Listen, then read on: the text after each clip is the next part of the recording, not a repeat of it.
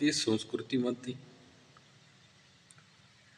जे न्यायदान, न्यायदेवता,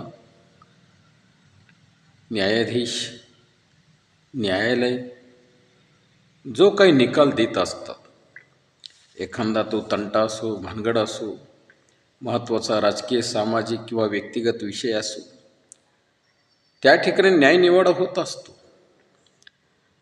न्यायालयाने फक्त एकच आदेश द्यायचा असतो, 2 मिनिटाचा किंवा 4 मिनिटाच्या आत. आपल्या भारतीय संस्कृतीमध्ये तो निकाल जाहीर करण्यासाठी किती विलंब लागतो?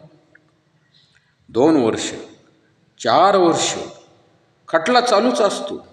10 वर्ष, 20 वर्ष निर्णय लागायला, निकाल जाहीर करायला आपल्या भारतीय संस्कृतीमध्ये इतका विलंब कशासाठी? कशासाठी? 2 शब्दांचा निकाल देण्यासाठी काय करायचं असतं? असं काय उडतण उतरवायच्या असतात? काय मोठी एखादी इमारत बांधायची असते? काय कोट्यवधी रुपयाचा खर्च करायचा असतो? शब्द प्रणाली जर ब्रह्मत्व असेल, तुमच्या शब्दामध्ये सत्य, न्याय, नीती आणि धर्म जर असेल, तर निकाल देण्यासाठी 2 दिवस किंवा 2 महिने पुरेसे असतात. एवढा उशीर करायची गरज नसते. धनुष्यबाण निशाणी, एक सर्वसाधारण मुद्द्यावर आपण बोलू. धनुष्यबाण निशाणी कोणाची? शिवसेनेची. शिवसेना कोणाची? बाळासाहेब ठाकरेंची. विराजमान नंतर कोण झाले? उद्धवजी ठाकरे. त्यामध्ये कोणाचा शिरकाव होता? एकनाथराव शिंदे. पलायन कोण झाले? एकनाथराव शिंदे. निकाल कोणाच्या बाजूने दिला तुम्ही? शिंद्यांच्या बाजूने दिला. बरं, निशाणी कोणाकडे दिली? शिंद्यांकडे दिली. कोणती निशाणी दिली?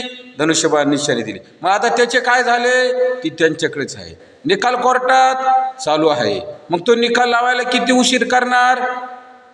धनुष्यबाण निशाणी जर गेल्या 10-20 वर्षापासून किंवा 15-20 वर्षापासून जर बाळासाहेब ठाकरेंच्या नेतृत्वाखाली चालत होती, तर ती फक्त बाळासाहेब ठाकरे यांच्या फोटोला, त्यांच्या असणाऱ्या पुतळ्याला अर्पित करा.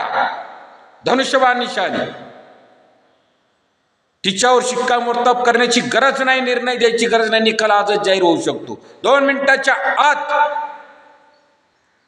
धनुष्यबाण निशाणी ही उद्धव ठाकरेंची नाही आणि एकनाथराव शिंदेची नाही, ती फक्त आमच्या बाळासाहेबांची आहे. एवढं बोला. निकाल जाहीर करा. ती फक्त बाळासाहेबांसाठी, मैरापी कंसामध्ये फक्त शाबूत राहील. त्यांनी केलेल्या कार्याची ती निशाणी राहील. विषय संपला. निकाल जाहीर.